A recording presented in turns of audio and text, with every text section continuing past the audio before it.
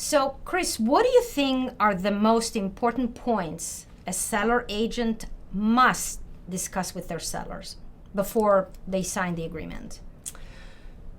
Most important points. Well, in this new norm that we're going to be experiencing starting this summer, I think that it's going to be really important for a listing agent to have a very deep conversation with their sellers in order to counteract a lot of what they're hearing in the media.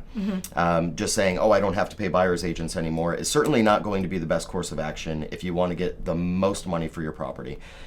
You want to have the biggest thing about selling your house is the marketing. You want to have as many eyes on that property as you possibly can.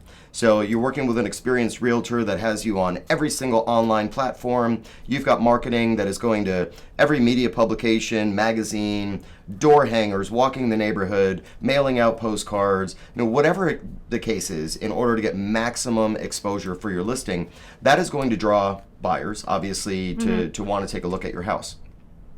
The problem that we're going to experience, as you know, is that when people have really close debt to income ratios, they're not going to be able to come up with that extra cash in order to pay the buyer's broker.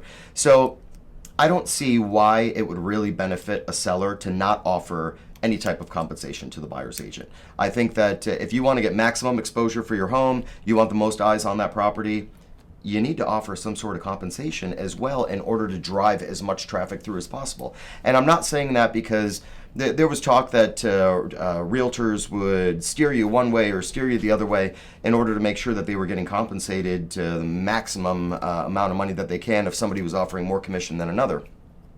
I'm talking about limiting your buyer pool. If you're not offering any type of compensation, you're going to have buyers that are going to take a look at your home, and the first thing they're going to do, because they're going to be under a buyer representation agreement now with their realtor, they're going to call their realtor and say, is this house going to cost me more than the list price? Am I going to have to come out of pocket in order to compensate you and pay your fee? Well, the realtor is going to get on the phone with the listing agent and say, is your seller offering compensation? No, they're not offering compensation. Okay, are they willing to negotiate some compensation? No, my seller's not willing to negotiate whatsoever. They're not paying a buyer's agent. I'm going to have a conversation with my buyer to say, this house may not suit your needs because based on the pre-approval and the talk that I've had with your lender, you simply can't afford it if you also have to come out of pocket thousands of dollars in order to pay my fee. So it's an unfortunate new reality of the way that business is going to be transacted in the U.S. So this is definitely a very important part that we need to have. Absolutely. So the commission's not going to be placed in the MLS any longer because of that settlement, but certainly those conversations are going to happen.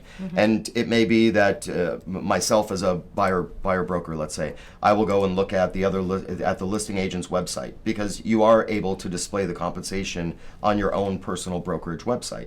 So I may start there and see if I can get the information online. If not, I know most of the people in the business because I've been in the business for a long time. I'll pick up the phone and call them. Hey, I saw your listing at 123 Main Street. Is the seller offering compensation? So we're going to have to do a little bit of extra work in order to find out if our buyer is going to be able to afford that property, if they also have to pay our fee.